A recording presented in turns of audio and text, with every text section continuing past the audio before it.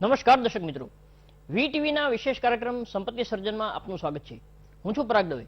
મિત્રો, ગયા અઠવાડિયે આપણે વાત કરી હતી એ મુજબ જ સ્ટોક માર્કેટમાં જબરદસ્ત વોલેટિલિટી ગયા અઠવાડિયે જોવા મળી છે.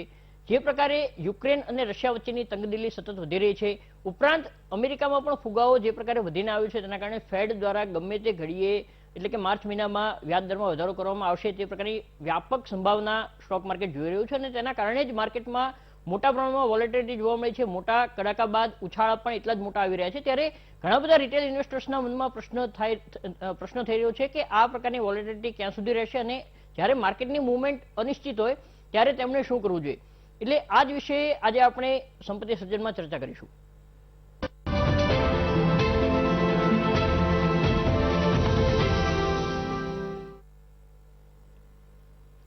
દર્શક મિત્રો, આગામી અઠવાડિયામાં માર્કેટ કેવું રહી શકે અને થોડા મીડિયમ થી લોંગ ટર્મ માટે જો માર્કેટના વ્યૂ જોઈએ તો કેવા પ્રકારનું બિહેવ માર્કેટ કરી શકે તે વિશે ચર્ચા કરવા માટે આજે આપણી સાથે સ્ટુડિયોમાં જોડાયા છે ઇન્વેસ્ટ એલએનના ડાયરેક્ટર ગુંજન ચોકસી અને ટેકનિકલ એનાલિસ્ટ આદિત્ય અરોરા. આપનું સ્વાગત છે ગુંજરભાઈ અને આદિત્યભાઈ. સૌથી પહેલા તો ગુંજરભાઈ, જે પ્રકારે યુક્રેન અને રશિયા વચ્ચે તંગદિલી વધી રહી છે, યુદ્ધની શક્યતાઓ કેટલી માર્કેટ જોઈ રહ્યું છે? આ કારણોમાં જે પ્રકારે વોલેટિલિટી છે એ દરમિયાન જે રિટેલ ઇન્વેસ્ટર્સ છે તેમણે કઈ સ્ટ્રેટેજી અપનાવવી જોઈએ? યુક્રેન અને રશિયાનું યુદ્ધ મોસ્ટલી આમ કન્ફર્મ જ લાગી રહ્યું છે કે રશિયા કોઈ પણ સ્ટેપે પાછળ જવા તૈયાર નથી અને એના જ કારણે આ ગયા અઠવાડિયામાં આપણે વોલેટિલિટી માર્કેટને જોઈ. આપણે ક્લાયન્ટોને લોંગ ટર્મ પોઝિટિવ જે વ્યક્તિ હોય એ મિડ કેપ ને સ્મોલ કેપને છોડીને લાર્જ કેપમાં પોર્ટફોલિયો બનાવે એવી આપણે ધ્યાન રાખવા કહીએ છીએ. અને સપોર્ટ લેવલે 16,800નો સ્ટ્રોંગ સપોર્ટ છે, તો એ ધ્યાન રાખતા આપણે એનો વેટ કરવો જોઈએ એવું લાગી રહ્યું છે માર્કેટમાં. ओके अनिल भाई, आप किस तरह से देख रहे हैं यूक्रेन रशिया क्राइसिस को? कितनी अपॉर्चुनिटीज या कितना रिस्क इन्वेस्टर्स के लिए इसमें रहा है? तो रशिया यूक्रेन की जो क्राइसिस है वो इस लेवल पे अभी खड़ी है कि मार्केट एक मेक और ब्रेक लेवल पे है. जो अभी नीचे सपोर्ट आ रहा है वो 17,000 के आसपास है और निफ्टी ऑलमोस्ट उसके करीब है. अगर हम पास्ट डेटा की बात करें तो निफ्टी या जो भी इंडेक्स है वो वॉर के वक्त करीब 30% करेक्ट होता है. जैसे कि अगर मैं वर्ल्ड वॉर 1 की बात करूं तो जब वर्ल्ड वॉर 1 डिक्लेयर हुई तब मार्केट ने बॉटम बनाया था, बट वर्ल्ड वॉर 1 डिक्लेयर होने से पहले इंडेक्स ऑलमोस्ट 27% करेक्ट हो चुका था. ये मैं डाउ जोन्स की बात कर रहा हूँ. यूएसए में 1914 की बात है और वर्ल्ड वॉर 1 चला था 1914 से 1918. तो वॉर होने के वक्त मार्केट ने बॉटम बना दिया था और उसके बाद काफी अच्छी तेजी देखने को मिली थी. बट इंपॉर्टेंट पॉइंट ये है कि उससे पहले मार्केट करेक्ट कर चुका था. और same is the case with world war 2. World war 2 में भी मार्केट ऑलमोस्ट 20% करेक्ट कर चुका था. और दूसरे अगर मैं इंस्टेंसेस की बात करूं तो मुंबई में हमने टेरर अटैक देखा था 2008 में. तो अगर सबको याद हो तो तब लेमन ब्रदर क्राइसिस अकर हुआ था यूएसए में और उसकी वजह से मार्केट में बड़ी गिरावट देखने को मिली थी. और जब मुंबई अटैक हुआ तब उसी 1-2 हफ्ते में इंडेक्स ऑलमोस्ट 30% करेक्ट हुआ और टॉप के एकदम करेक्ट होते होते एकदम बॉटम पे ये इंस्टेंस हुआ है. तो अगर हम इसको करंट सिचुएशन में देखें तो मार्केट बिल्कुल भी बॉटम के आसपास नहीं है. इसका मतलब मार्केट इसको एक पॉसिबिलिटी नहीं गिन रहा है और अगर मार्केट ने या तो इसको डिस्काउंट नहीं किया है. अगर इसको डिस्काउंट करना चालू करता है नेक्स्ट वीक से तो हम अच्छा खासा करेक्शन देख सकते हैं. अराउंड 23% रिट्रेसमेंट देखिए 7,500 से लेकर 18,600 तक, तो 16,000 के आसपास आता है. वो एक इंपॉर्टेंट सपोर्ट है मार्केट के लिए. ओके ગુંજનભાઈ, તમારી દ્રષ્ટિએ માર્કેટ સ્ટ્રોંગલી રિએક્ટ કરશે જો આપણે કરેક્શનની વાત કરીએ, જો સબપ્રાઇમ ક્રાઇસિસ કહ્યું કે વર્લ્ડ વોર 1, 2 કે પછી અમેરિકા ઇરાક યુદ્ધ હોય કે અમેરિકા અફઘાનિસ્તાન યુદ્ધ હોય, એ દરેકની અસર સ્ટોક માર્કેટ પર ભૂતકાળમાં થઈ હતી. ઘણા બધા ઇન્વેસ્ટર્સ એવા છે જેમણે કોરોના કાળ બાદ રોકાણ કરવાનું શરૂઆત કરી છે. તો જ્યારે આવી જીઓપોલિટિકલ ટેન્શન સર્જાતા હોય છે ત્યારે સ્ટોક માર્કેટ કેટલું આક્રમક રીતે તેને રિએક્ટ કરતું હોય છે તે વિશે પણ આપ થોડું જણાવી શકો તો? તમે બહુ સારો સવાલ પૂછ્યો પરાગભાઈ. છેલ્લા જે નવા ઇન્વેસ્ટર જે જોઈન્ટ થયા છે, આપણે કે માર્ચ 2019માં 2 કરોડ ડીમેટ એકાઉન્ટ હતા અને અત્યારે 8.5 કરોડ ઉપર ડીમેટ એકાઉન્ટ થઈ ગયા છે. તો જે નવા ઇન્વેસ્ટર જે જોઈન્ટ થયા છે એ લોકોએ તો તેજી જ જોઈ છે. 18 થી 19 મહિનામાં કન્ટિન્યુઅસ તેજી જ જોવામાં આવી છે કે એ લોકોને કરેક્શનનો અનુભવ જ નથી. જ્યારે જૂના ઇન્વેસ્ટરને ખબર છે કે આવી જીઓપોલિટિકલ જ્યારે સિચ્યુએશન ઊભી થતી હોય છે તો માર્કેટ સાપ અને રિએક્ટ કરતું હોય છે. અને જેમ આગળ આદિત્યભાઈએ વાત કરી કે માર્કેટ હજી બોટમ આઉટ નથી કર્યું, હજી આને ડિસ્કાઉન્ટ નથી કર્યું. હા, આપણે એમ કહી શકીએ કે ફેડ રિઝર્વની વસ્તુ ડિસ્કાઉન્ટ થઈ ચૂકી છે, પણ હજી જીઓપોલિટિકલ જે પ્રેશર છે એ ડિસ્કાઉન્ટ માર્કેટમાં થયેલું નથી. આ 16,800 પછીનો બોટમ સપોર્ટ 16,000 અને એના પછી 15,500 એ સ્ટ્રોંગ સપોર્ટ જોઈ શકાય છે. જો આપણે આ જે જીઓપોલિટિકલ પ્રેશર છે વધ્યું તો આપણે આ કરેક્શન માર્કેટમાં જોવા મળશે. ક્લાયન્ટોને એ જ રિકમેન્ડ કરીએ છીએ કે અત્યારે માર્કેટથી સાઇડવેઝ રહેવું, દૂર રહેવું, કેપિટલ પ્રોટેક્ટ કરવી પોતાની, અને જો ઇન્ટરેસ્ટેડ હોય લોંગ ટર્મ માટે તો લાર્જ કેપ અને લાર્જ કેપમાં જ ઇન્વેસ્ટ કરવું. ओके अनिल भाई, यूएस में अगर यूएस मार्केट की बात करें तो नास्डेक में लास्ट वीक फ्राइडे को ही डेथ क्रॉस पैटर्न देखने को मिली है आफ्टर 2 इयर्स. जो कोविड की स्टार्टिंग में हुआ था वही पैटर्न वापस नास्डेक ने देखा है. तो उसको आप कितना सीरियसली ले रहे हो? मार्केट के लिए ये क्या संकेत देता है? आपने बहुत करेक्टली कहा, डेथ क्रॉस पैटर्न नैस्डैक में देखने को मिला है. और नैस्डैक एक ऐसा इंडेक्स है जो 2022 की शुरुआत से पहले दिन से ही गिर रहा है. अभी तक वो ऑलमोस्ट 15% करेक्ट हो चुका है. तो 2020 से लेके 2022 तक बहुत स्टेलर रैली देखने को मिली है टेक्नोलॉजी स्टॉक्स में. इवन निफ्टी आईटी बहुत एडवांस कर चुका है. बट 2022 की शुरुआत से और 2021 के एंड से ये सेक्टर बहुत ही अंडर परफॉर्म कर रहा है. और ये बहुत लॉजिकल है क्योंकि ये फेडरल के रेट हाइक से रिलेटेड है. अगर फेड अपना रेट हाइक करता है, जो अभी एक्सपेक्टेड बहुत हाईली लाइकली है, और मॉर्गन स्टैनली की रिपोर्ट कहती है कि 6 रेट हाइक आ सकते हैं 0.25 बेसिस पॉइंट के, तो अगर ये होता है तो मार्केट डिस्काउंट रेट बढ़ जाता है, जो रिस्क फ्री रेट होता है बॉन्ड्स पे वो बढ़ जाता है.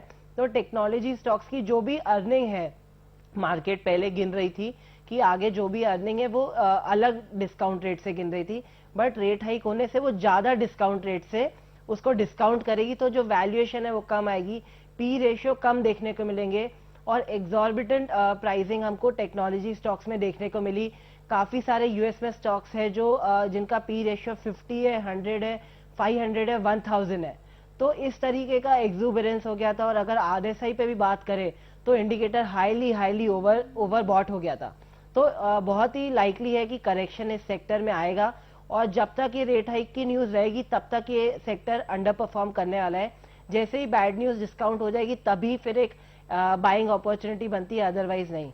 लेकिन ये जो डेथ क्रॉस पैटर्न है एक्जेक्टली क्या होता है और उसका इम्पैक्ट ग्लोबल मार्केट पे क्या आप सोच रहे हो?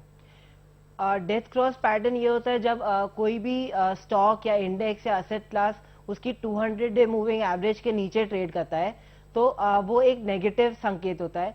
और जब भी 200 डे मूविंग एवरेज के ऊपर ट्रेड करता है तो उसे गोल्डन क्रॉस कहते हैं, और उसमें एक नई बाइंग अपॉर्चुनिटी बनती है जो 2020 की शुरुआत में बनी. बट अभी डेथ क्रॉस देखने को मिल रहा है, तो वो ज्यादातर जो करेक्शन है वो लंबा चलता है. 6 महीने से 1 साल का करेक्शन उसमें अक्सर देखा गया है. इवन जब पहले के क्राइसिस आए, जैसे कि 2018 में स्मॉल कैप में करेक्शन आया 20% से ज्यादा, तब हमने डेथ क्रॉस देखा pattern. Small cap mid cap में Nifty mid cap, Nifty small cap में हमने करेक्शन 2015 में भी देखा, जब चाइना ने अपनी करेंसी को पर्पसली डी वैल्यू किया था to make its currency competitive. तब भी हमको एक डेथ क्रॉस पैटर्न देखने को मिला बहुत स्टॉक्स में. तो इस तरीके से मार्केट जो टेक्नोलॉजी इंडेक्स है वो अंडर परफॉर्म कर सकता है. ઓકે ગુંજનભાઈ, એફઆઈની વેચવાલી પણ સતત વધી રહી છે. જો આપણે વાત કરીએ ઓક્ટોબર 2021 બાદ ભારતીય માર્કેટ્સમાંથી એફઆઈએ લગભગ 1,64,000 કરોડની વેચવાલી કરી છે. ફેબ્રુઆરી મહિનામાં પણ અત્યાર સુધીમાં લગભગ 22,000 કરોડનું વેચાણ એફઆઈ દ્વારા કરવામાં આવ્યું છે. તો એફઆઈ દ્વારા જે સતત વેચવાલી છે તે માર્કેટમાં વધુ ખરાબી સૂચવે છે એમ ગણી શકાય? એમ કહી શકાય, પણ એની ડાયરેક્ટ ઇફેક્ટ માર્કેટમાં એટલી મોટી નહીં આવે, બિકોઝ આપણી સામે ડીઆઈએ નું ફંડ બહુ સ્ટ્રોંગ જઈ રહ્યું છે. આપણે દેખવા જઈએ તો ઓલમોસ્ટ 5 લાખ કરોડ ઉપરનું એવું એસઆઈપી થ્રુ આપણે આવી ચૂક્યું છે. અને આ વર્ષનું દેખવા જઈએ ફાઇનાન્શિયલ 21-22નું તો 1 લાખ કરોડ ઉપરનું એવું એસઆઈપી થ્રુ આવે છે. લાસ્ટ જાન્યુઆરીમાં જો હું વાત કરું તો 11,500 કરોડની એસઆઈપી પમ્પ થયેલી છે.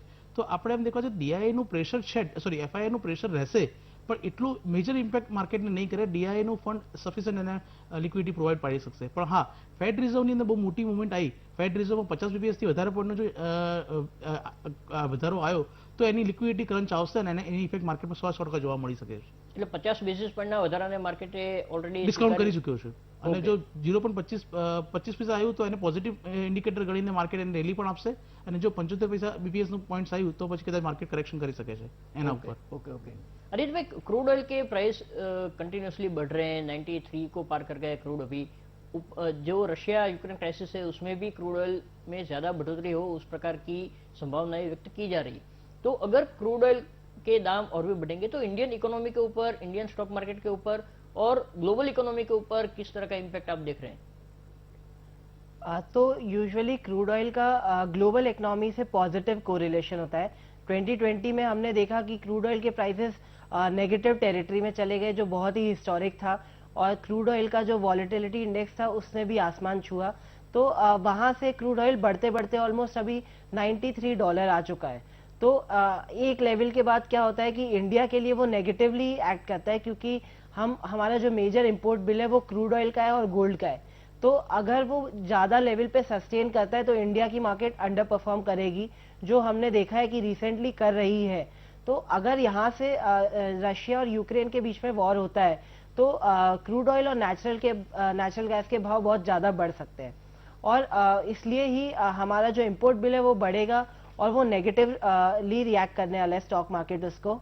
तो हमारे लिए वो एक नेगेटिव कोरिलेशन हो गया वहां पे, और वर्ल्ड इकोनॉमी भी नेगेटिवली रिएक्ट करेगी, क्योंकि इन्फ्लेशन अभी ऑलमोस्ट यूएसए में 40 ईयर हाई छू चुकी है। इंग्लैंड में भी almost multi year high inflation है। 7.5% की इन्फ्लेशन यूएसए में देखने को मिल रही है, जो 1 से 2% हुआ करती है। तो मार्केट इसको बहुत डाइजेस्ट नहीं कर सकता, क्योंकि 2020 के बाद जो यूएस में मनी प्रिंटिंग हुई है ऑलमोस्ट $9 ट्रिलियन की हुई है। तो बहुत ज्यादा इन्फ्लेशन होने की वजह से फेड को एक्शन में वापस आना पड़ेगा और उसको अपना रेट हाइक करना पड़ेगा। तो जिस लोग ने एक्सेसिव मनी बोरोइंग किया है, क्योंकि इजी मनी मिल रहा था 2020 में, तो कॉर्पोरेट्स ने मनी बोरो किया, इंडिविजुअल्स ने किया है, काफी पर्सनल लोन, कॉर्पोरेट लोन्स हुए हैं। तो अभी जब फेड इतना हाइक करेगा तो उन पे बहुत प्रेशर पड़ने वाला है और फिर उसका नेगेटिव इम्पैक्ट आएगा। तो it has a negative correlation with our market as such. Okay okay ગુંજરભાઈ, ગયા અઠવાડિયાની વાત કરીએ, આઈટીને બાદ કરતા તમામ સેક્ટરમાં નેગેટિવ રિટર્ન જોવા મળ્યું હતું। એના અગાઉના અઠવાડિયે મેટલ ઇન્ડેક્સમાં સુધારો થયો હતો, પરંતુ બાકીના બધા સેક્ટર રેડમાં હતા, એટલે બધામાં મંદી હતી। તો અનસર્ટેનિટી એક પ્રકારે માર્કેટમાં છે। કયા સેક્ટર્સ આગામી અઠવાડિયે અથવા તો મિડ ટર્મ માટે તમે સારા ગણો છો? IT sector continuous out perform કરશે એવું લાગી રહ્યું છે, એની સાથે બેન્કિંગ, પીએસયુ બેન્કિંગની અંદર મુવમેન્ટ એવું લાગી રહી છે કે આગળ જતા આવશે। એલઆઈસીનો આઈપીઓ આવી રહ્યો છે, એ મેજર માર્કેટને ઇફેક્ટ કરશે। એટલે ફાઇનાન્સ સેક્ટરની અંદર એમ દેખવા છે કે મુવમેન્ટ એની અંદર ફાઇનાન્સ માર્કેટની અંદર સારી એવી મુવમેન્ટ જોવા મળશે। ફાઇનાન્શિયલ સેક્ટર જેટલા પણ છે, પીએસયુ સેક્ટર જેટલા પણ છે, એની અંદર સારી એવી મુવમેન્ટ જોવા મળી શકે એવું લાગી રહ્યું છે। બાકી દરેકે દરેક સેક્ટર નેગેટિવ પરફોર્મ કરશે એવું અત્યારે, જો market out perform, market negative જશે તો આ બધા સેક્ટરની ઇફેક્ટ નેગેટિવ આવવાની જ છે। જે પ્રકારે ગુંજરભાઈ માર્કેટની સ્થિતિ છે, તો એલઆઈસીનો આઈપીઓ લગભગ માર્ચ મહિનાના બીજા અઠવાડિયામાં આવે તે પ્રકારની હાલમાં સંભાવનાઓ વ્યક્ત થઈ રહી છે। લગભગ 15 લાખ કરોડથી વધારેના માર્કેટ કેપિટલ સાથે એલઆઈસી લિસ્ટિંગ થાય તે પ્રકારનો મત પણ વ્યક્ત કરવામાં આવ્યો છે। જો માર્કેટમાં આ પ્રકારની ખરાબી રહેશે તો એલઆઈસીના આઈપીઓ પર તેની કેવી અસર થશે અને લિસ્ટિંગમાં કેવી અસર થઈ શકે?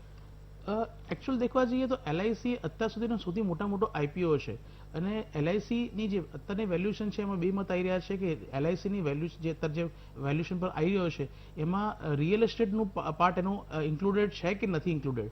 જો રિયલ એસ્ટેટનો પાર્ટ ઇન્ક્લુડેડ છે તો એલઆઈસી ઇન્ડિયાનું સેકન્ડ મોટું વેન્ચર છે, જેની પાસે સૌથી હાઈએસ્ટ લેન્ડ બેંક છે ઇન્ડિયન રેલવે પછી। તો એ પ્રમાણે देखવા જઈએ તો જો ઇન્ક્લુડેડ નહીં હોય તો આ વેલ્યુએશન પર થોડું ટફ છે। માર્કેટ જો સપોર્ટ નહીં કરે તો આપણે લિસ્ટિંગ સારું ગેઇન નહીં કરી શકીએ, પણ જો ઇન્ક્લુડેડ હશે તો એની વેલ્યુએશન ઘણી નીચે આપવામાં આવી છે, તો એ માર્કેટની એને માર્કેટના મુવમેન્ટ્સ એને ફરક નહીં પડે ને 100% લિસ્ટિંગ ગેઇન સારું આવશે। ओके अनिल भाई, आपके हिसाब से कौन से सेक्टर्स अभी सेफ माने जा सकते हैं, किसमें इन्वेस्टर्स को फोकस करना चाहिए? अभी एनर्जी सेक्टर अच्छा आउट परफॉर्म कर सकता है, क्योंकि ये क्रूड ऑयल और नेचुरल गैस के चलते हुए इस सेक्टर में काफ़ी वॉलेटिलिटी बन रही है, और जो भी मेजर कंपनी है ऑयल एंड नेचुरल गैस में, उनके चार्ट्स अभी काफ़ी बुलिश स्ट्रक्चर बना रहे हैं। काफ़ी टाइम के कंसोलिडेशन के बाद इसमें जो मार्केट लीडर्स है वो अभी ब्रेकआउट कर रहे हैं। तो एनर्जी सेक्टर आउट परफॉर्म कर सकता है, फर्टिलाइजर आउट परफॉर्म कर सकता है। जैसा कि हमने बात करा कि इन्फ्लेशन बढ़ रही है, तो फर्टिलाइजर ने पार्टिसिपेट नहीं किया था, अभी वो पार्टिसिपेट कर रहा है, तो वो एक सेक्टर अच्छा लगता है। और गोल्ड से रिलेटेड सेक्टर अच्छे लगते हैं। ओके, तो दर्शक मित्रों, संपत्ति સર્જનમાં માર્કેટના આગામી અઠવાડિયામાં કેવા પ્રકારનો દેખાવ રહી શકે તેની ચર્ચા જારી રહેશે। સમય થયો છે વિરામનો, આપ જોતા રહો વીટીવી ન્યૂઝ। વિરામ બાદ આપનું સ્વાગત છે સંપત્તિ સર્જન કાર્યક્રમમાં। ગુંજરભાઈ, નેક્સ્ટ વીક F&O એક્સપાયરી પણ છે, મંથલી એક્સપાયરી છે, માર્કેટમાં કયા લેવલ્સ જોવા મળી શકે તેવી શક્યતા છે? સ્ટ્રોંગ સપોર્ટ અત્યારે 17,000 ઉપર હાઈએસ્ટ પુટનું ઓપન ઇન્ટરેસ્ટ ક્રિએટ થયેલું છે એટલે 16,800 પહેલા 17,000 પર નિફ્ટી એકવાર અટકશે એવું લાગી રહ્યું છે. એના પછી 16,800 અને 16,500 નીચેના એમ બે આ support strong support open interest લાગી રહ્યા છે ઓપ્શન ચેન્જ હોતા. અને ઉપરના ભાવે 17,500 પછી 18,000નો સપોર્ટ રેસિસ્ટન્સ આવે છે. એટલે જો એમ કહેવા જઈએ તો 17,000 અને 17,500 પહેલું અને 16,500 અને 18,000 બીજું એમ બે સ્ટ્રોંગ રેન્જ લાગી રહી છે મંથલી એક્સપાયરીની. માર્કેટને અત્યારે જે જીઓપોલિટિકલ પ્રેશર દેખતા એવું લાગી રહ્યું છે કે નીચે તરફ એક્સપાયરી આવી શકે અને 17,800 સુધી એકવાર નિફ્ટી જઈ શકે એવું લાગી રહ્યું છે. 16,800 સુધી નિફ્ટી જઈ શકે એવું લાગી રહ્યું છે. Right, okay. आदित्य भाई, जो म्यूचुअल फंड इन्वेस्टर्स है जो लॉन्ग टर्म विजन के साथ इन्वेस्ट करते हैं, तो उनके लिए इस तरह की जो जियोपॉलिटिकल क्राइसिस की वजह से मार्केट में जब भी दबाव देखने को मिले तो उनको क्या करना चाहिए? Usually proper long term investors को अपनी एसआईपी हर पीरियड में फॉलो करनी चाहिए क्योंकि उनका एक बेस्ट एवरेज प्राइस बन जाता है. क्राइसिस के समय में नीचे से उनको माल लेने को मिलता है तो उनके एवरेज प्राइस अच्छा बैठता है. बट जो लोग थोड़ा स्ट्रैटेजिकली खेलना चाहते हैं, सैटेलाइट पोर्टफोलियो बनाते हैं, थोड़ा शफलिंग करते हैं, वो थोड़ा इस समय डेट की तरफ शिफ्ट हो सकते हैं, कैपिटल प्रोटेक्शन की तरफ शिफ्ट हो सकते हैं. इक्विटी से निकल के अगर मिड कैप स्मॉल कैप में एक्सपोजर है तो थोड़ा कम कर सकते हैं क्योंकि अभी दिख रहा है उसमें काफी अंडर परफॉर्मेंस आ रहा है. लार्ज कैप ही टिके हुए हैं. ये पीरियड 2018 की तरह है जहां पे सिर्फ ऋतिक स्टॉक्स अच्छा कर रहे थे जैसे कि Hindustan Unilever, Reliance, Infosys, TCS etcetera, Kotak bank, ये स्टॉक अच्छा कर रहे थे बट स्मॉल कैप करेक्ट हो रहे थे. सेम अभी हम देख रहे हैं कि mid cap small cap correct कर रहे हैं बट इंडेक्स स्ट्रांग खड़ा हुआ है. तो स्मॉल कैप से लार्ज कैप में थोड़ा सा शिफ्ट कर सकते हैं. गोल्ड की तरफ एक्सपोजर बढ़ा सकते हैं क्योंकि गोल्ड ब्रेकआउट कर रहा है. 2020 में टॉप बना के अब वापस वो एक रेंज से निकल रहा है तो एक अच्छा उसमें 5 to 10% का अपसाइड देखने को मिल सकता है. In this way investors can beat inflation and ये वॉलेटिलिटी से वो लोग गुजर सकते हैं. इसको वॉलेटिलिटी को बीट कर सकते हैं और बाद में जब मार्केट्स एक सपोर्ट पे आए जो कि अभी आ रहा है 16,000 15,000, वहां से स्टॉक्स को अक्यूमुलेट कर सकते हैं. और इसका दूसरा पहलू ये भी है जो अभी वॉर चल रही है, अगर वॉर अच्छे से सेटल होती है तो मार्केट अच्छी तेजी दिखा सकता है. अगर गोल्ड करेक्ट होता है और क्रूड ऑयल करेक्ट होता है तो मार्केट तेजी भी दिखा सकता है. तो थोड़ा सा यहाँ पे टाइमिंग करके चले तो अच्छे रिटर्न बन सकते हैं. ओके, तो दर्शक मित्रों, આપણે આજે ચર્ચા કરી કે માર્કેટમાં જે પ્રકારે વોલેટિલિટી છે તેમાં જે રિટેલ ઇન્વેસ્ટર્સ છે તેમણે કેવા પ્રકારની પદ્ધતિ અપનાવવી જોઈએ. આપણી સાથે જોડાવા બદલ બંને મહાનુભાવોનો આપણે આભાર માનીએ છીએ. દર્શક મિત્રો, આગામી અઠવાડિયે એક્સપાયરી છે ત્યારે માર્કેટ એક રેન્જમાં રહેશે. ઘણી વોલેટિલિટી હજુ પણ જોવા મળી શકે છે, પરંતુ જે લાંબા ગાળાના રોકાણકારો છે તેમણે પોતાનું ઇન્વેસ્ટમેન્ટ જાળવી રાખવું જોઈએ. મ્યુચ્યુઅલ ફંડમાં એસઆઈપી કરતા હોય તો તે લોકો એસઆઈપી યથાવત રાખી શકે છે, થોડા ફંડમાં બદલાવ કરી શકે અને સોનું આગામી દિવસોમાં વધારે આકર્ષક બનશે તેવો મત એનાલિસ્ટો વ્યક્ત કરી રહ્યા છે. દર્શક મિત્રો, અમારી સાથે જોડાવા બદલ આભાર. હાલમાં સમય થયો છે વિરામનો. વિરામ બાદ આપ જુઓ મહામંથન.